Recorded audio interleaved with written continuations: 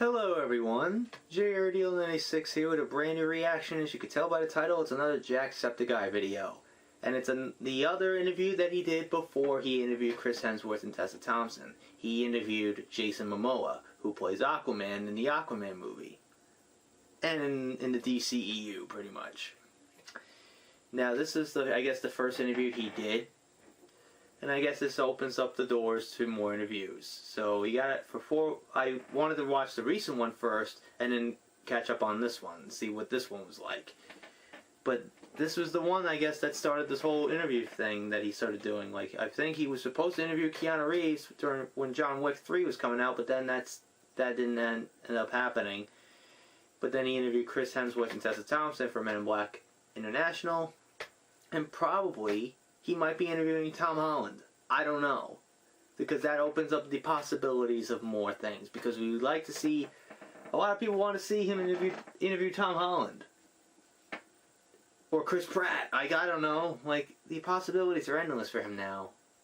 But anyways, I might as well just get right into the interview. So without further ado, let's react to this video, shall we?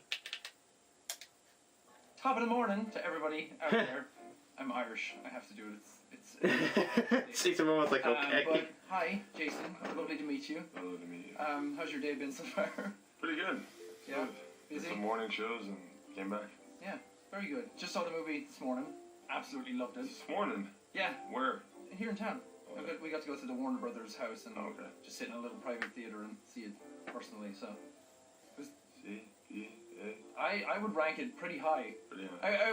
I was a little apprehensive going into it, as I think a lot of people are, because everyone's like, Aquaman, like, how do we do that? Yeah. And everything. But no, it's fantastic. I laughed a bunch. I had a great time. Okay, good. Yeah, a lot of people liked it. You looked like you were having an absolute blast. And so I'll start off just asking like a fairly generic question. Was like, how did you come about this role? Like, how did it come to be? Zack Snyder just called me in his office and I went in and did it. Aw, Zack Snyder. We miss you, buddy.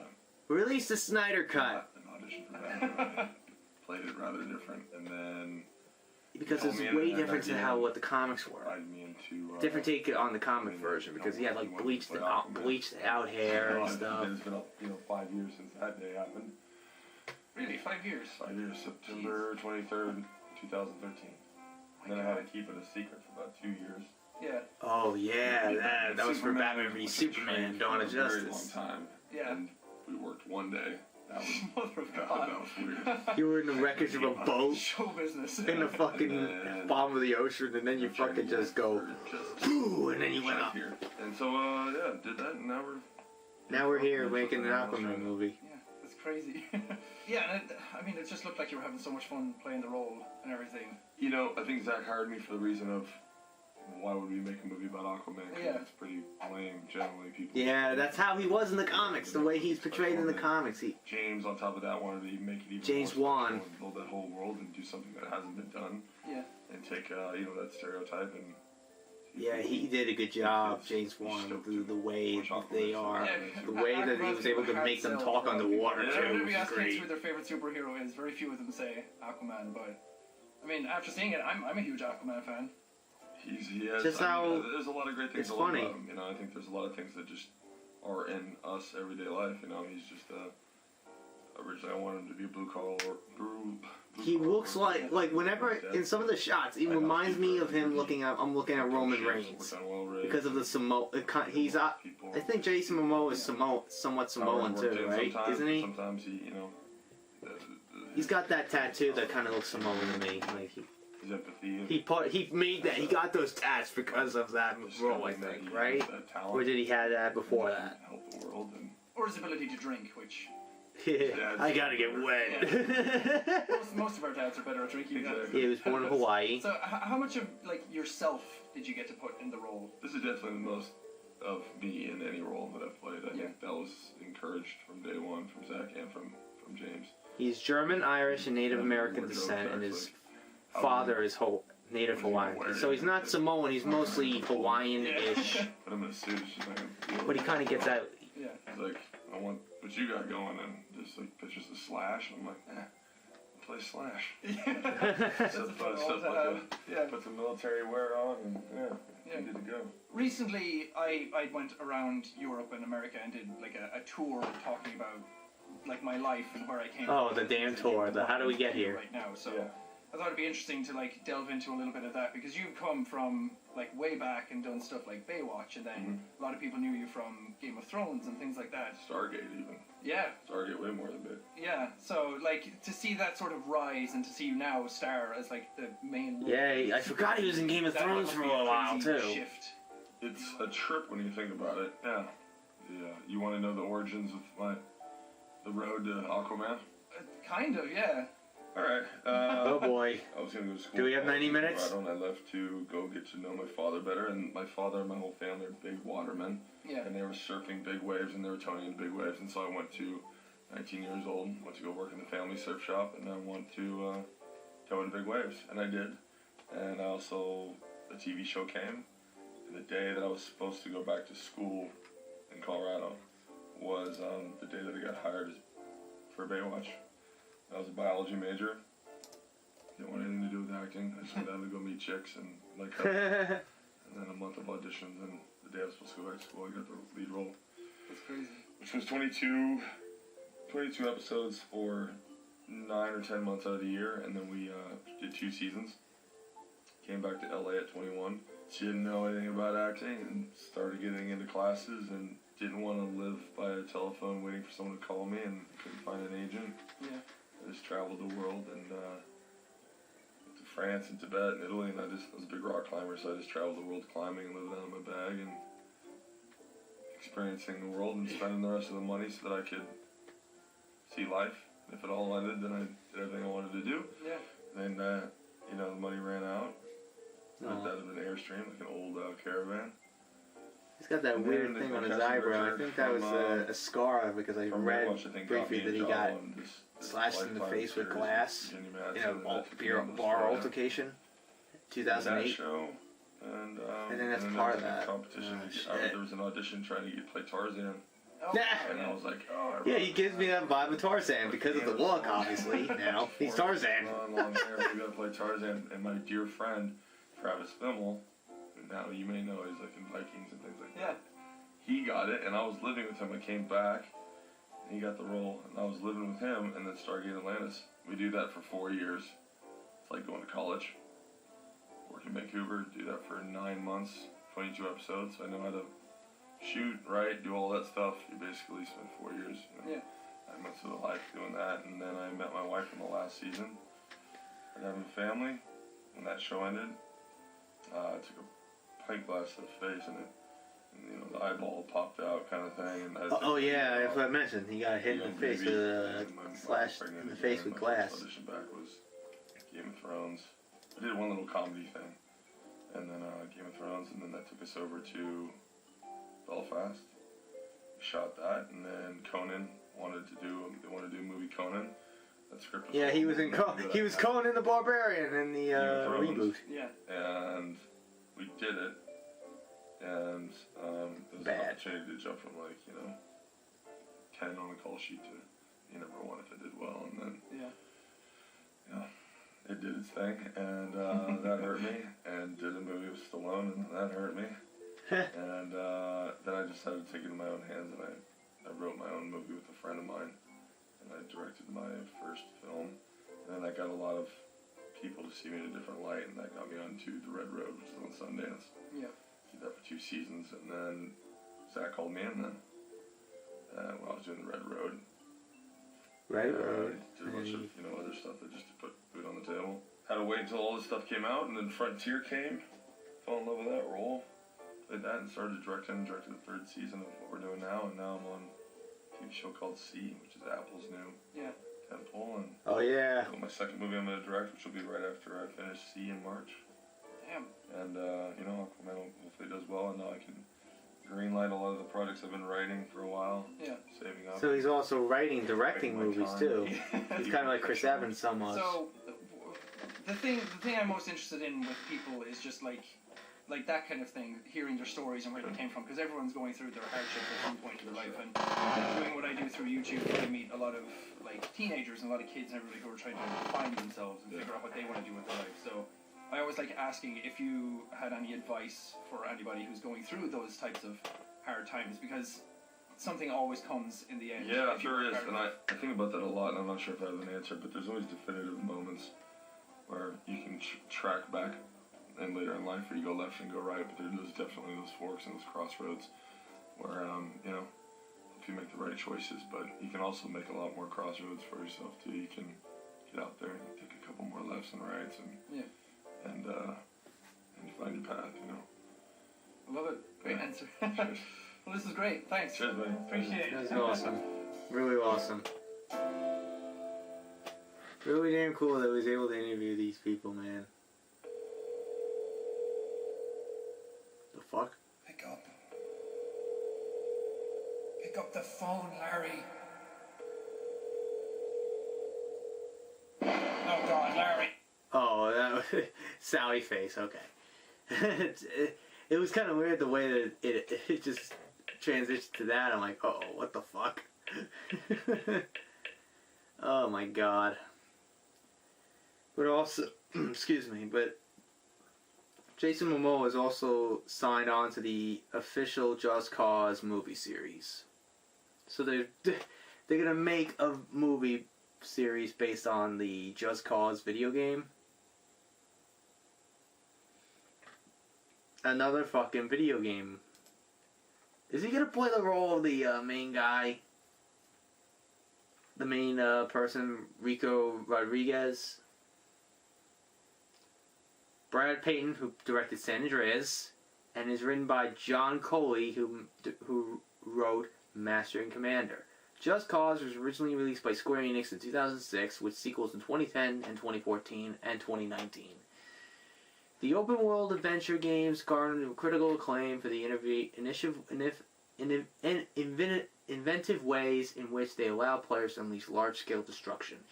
The film's storyline hasn't been revealed, but it's expected to deal in some way with Rico's crisis of conscience while on a mission. Now that, yeah, but God knows when that's going to actually happen, but he got cast as Rico Rodriguez, the guy who, the main protagonist of the Just Cause movies. Just Cause games, not the movies. I actually have Just Cause 4 because I wanted to try out Just Cause. I tried with Just Cause 2, just didn't really feel it, but Just Cause 4 is actually pretty fun.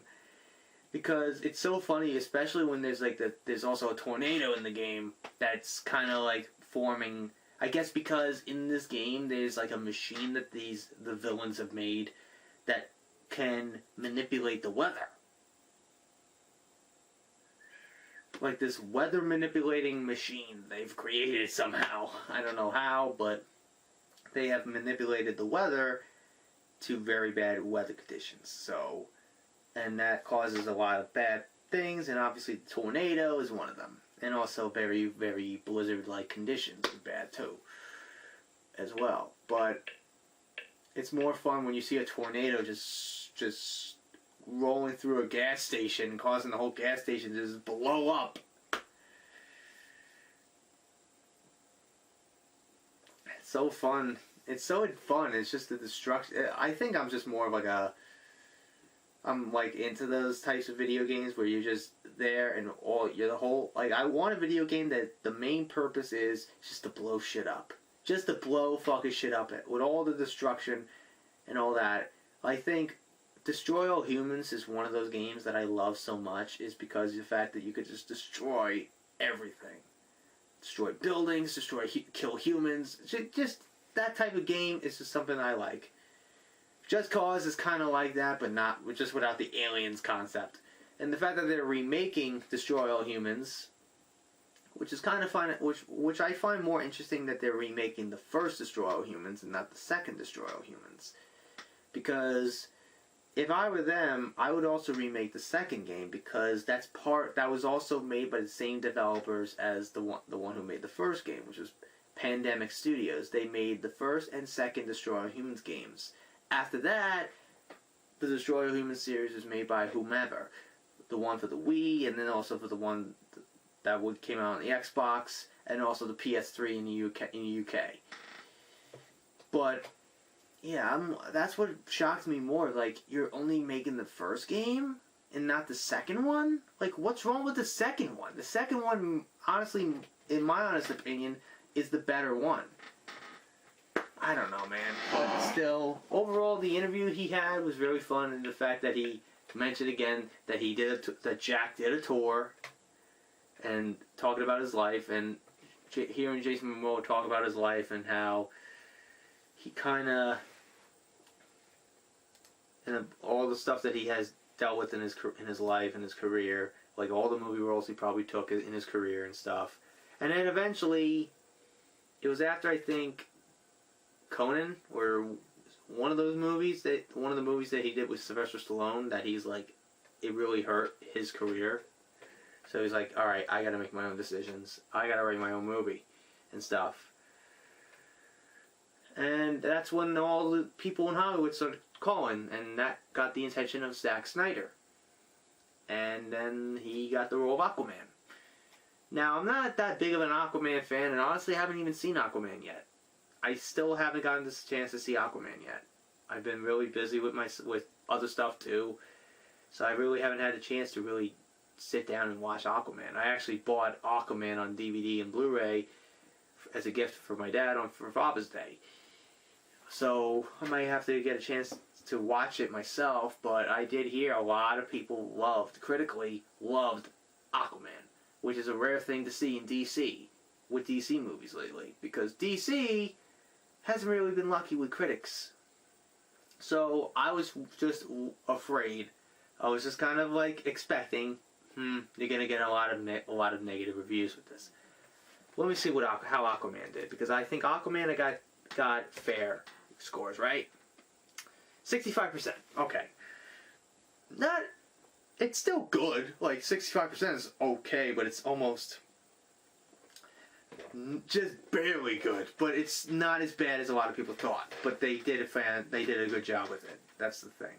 But I was more impressed, like from the trailer that I saw from Comic-Con, I was more impressed with the fact that they were able to do the scenes in underwater. Like, they were able to replicate the scenes like you saw in the comics of them talking underwater and stuff.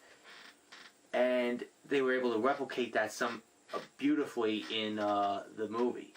Because I remember there was a scene in Justice League where I think Mira uses her powers to scare away Steppenwolf, who stole the Mother Box. And then Mira creates this little oxygen bubble for them to talk in. And I'm like, that's how they're gonna do it? So I was kind of like, oh boy, I'm pretty sure it's not gonna be that good if they're gonna do it that way. But luckily James Wong was able to pull some great visual effects with that, because they used a lot of visual effects. They used Industrial Light and Magic, DNAG, which is the aging Willem Dafoe, Digital Domain, Method Studios, Rodeo FX, and Scaline VFX. They used a lot of visual effects to create some of the shots.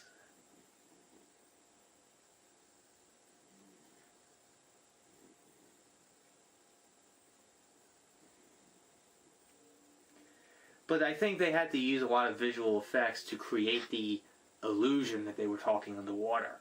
And they were underwater, I think. It's impossible to talk underwater because you're going to see a bunch of bubbles coming out of their mouths when they're talking, because, again, that's oxygen. And of course, we can't breathe underwater.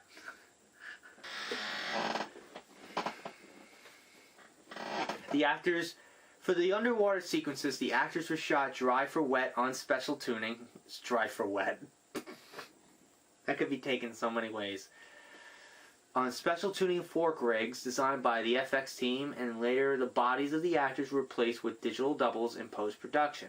For creating Atlantis, the team relied on the designs provided by the art department. IOM's environmental team created over 200 buildings, including the signature jellyfish buildings, and laid over 7,000 buildings in districts covering almost 600 square miles for the action to travel through.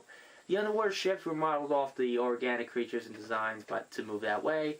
For the entrance to Atlantis sequence, the team built over 150,000 ships to fill the traffic lanes leading into Atlantis. All the animals, including the Carathin, were built by ILM and animated using keyframe animation. Over approximately 700 shots in the film required high-detail hair simulations. Yeah, and I think they had to do that too, yeah, because of the fact they had to create the illusion that they're underwater and ILM has significantly improved the hair simulation software due to the unique aspects of hair flowing underwater. Normally, hair simulations use guide strands to define or influence the movement of groups of hair strands. This did not provide a satisfying look for underwater simulations, so ultimately ILM simulated strands individually, which resulted in heavy computations. Additionally, James Wan wanted to be able to direct the hair with a physically accurate simulation resulted in undesirable results. ILM's delivered 670 shots for the film.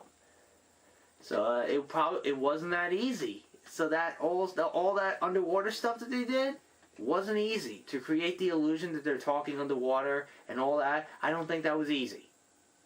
But I was more impressed that they were able to do it somehow. Because after seeing what they did in Justice League, I was like, oh boy, I'm pretty sure that's how they're going to be able to do it. But again, it's also funny that Jax mentioned about how he wasn't really an Aquaman fan, but after seeing the movie, he became more of a fan of Aquaman. I think that could also be said the same about other characters that weren't very popular, like Iron Man, Captain America, Thor, and the Guardians of the Galaxy, Doctor Strange. And it's always when the movies come out and the actors who portray the characters bring that character to life. Because Captain America, the First Avenger, I liked it, but it wasn't really that great to me. The Avengers was great, but again, Iron Man, here's a prime example. Iron Man, before that movie came out, he wasn't really that popular. He wasn't as popular as he is today. I Love You 3000. He wasn't as popular as that.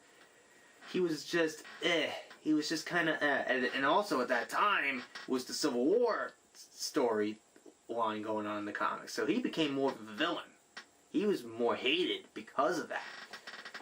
And also, he wasn't that popular anyway. He was kind of cool. But once that Iron Man movie came out, his popularity just skyrocketed more because of the fact of the portrayal of Robert Downey Jr. Robert Downey Jr.'s portrayal of Iron Man. So, and how the movie was made. So that's another thing. And also, same thing could be said about, I guess, Captain America. Wasn't really a Captain America fan. Captain America wasn't really that popular of a character. He was a popular character in some ways, but he wasn't as popular as he is now.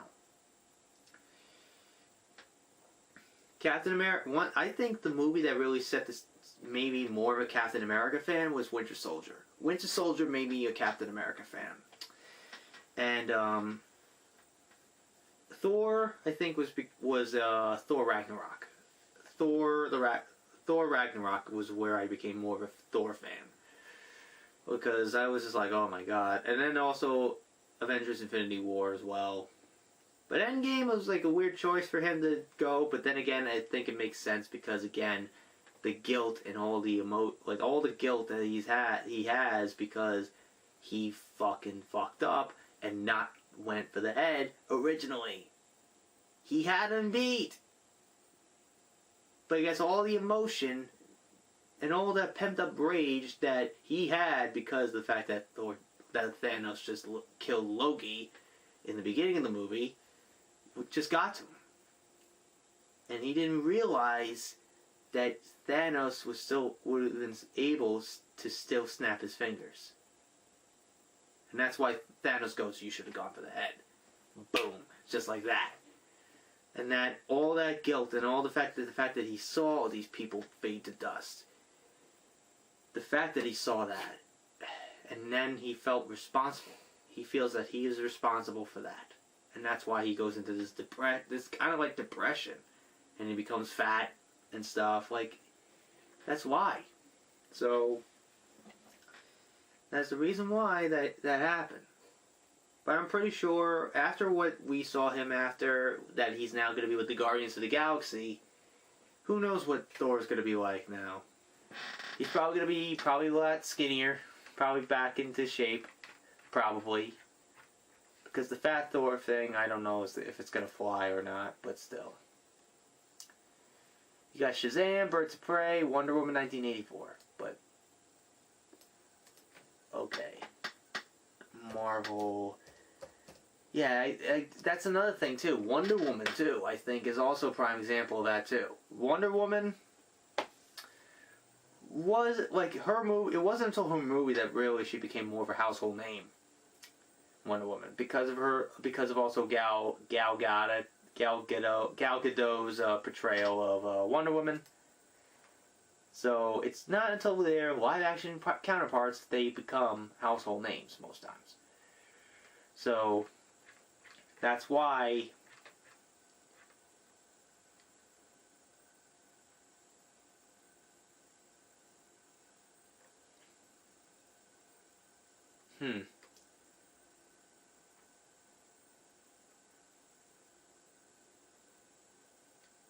Oh god, they got a Hulu series for Ghost Rider? Oh shit. May 2019 it was announced that Hulu was developing a Ghost Rider series featuring the Robbie Reyes incarnation of the character. Pretty much the one that... the same guy who played... they're pretty much doing a Ghost Rider series based on the Ghost Rider from the Agents of S.H.I.E.L.D. when they brought him back. When they got the rights back to Ghost Rider.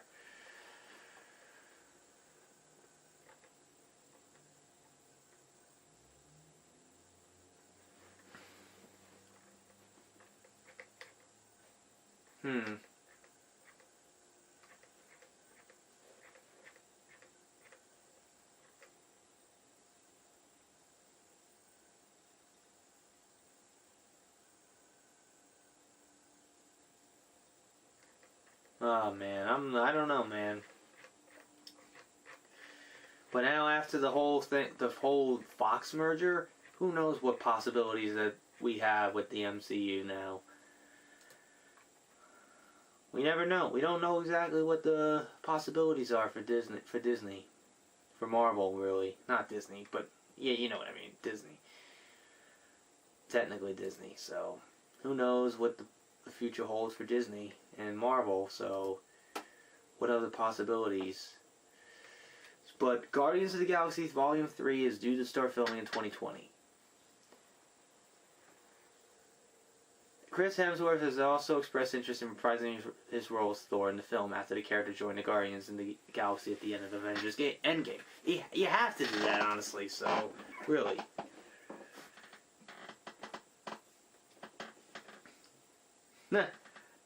Filming of Guardians Volume 3 will commence once Gunn has completed his work for the Warner Brothers film Suicide Squad 2020. So, who knows? But then again, who knows? But overall, the interview was great, and hopefully Jack interviews Tom Holland or Chris Pratt at some point. It'll be nice to see him interview those guys, especially Tom Holland, because holy shit. I think Tom Holland who's exactly my age, would probably know him somehow. So I don't know. Like, it would be interesting to see how they interact. Like, Tom Holland is more of, like, I guess, relatable somewhat because he's obviously around my age too. So I don't know. He might be in that camp of, like, the digital age, but he's still kind of like old school with that. I don't know.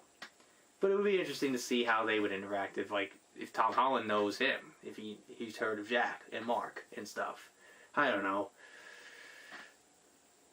I doubt it, but he knows Tyrone Magnus because I remember there was like one thing that happened. I think it was before Civil War was coming out, and Tyrone Magnus was in LA with Ryan from the Real Rejects. They were in LA.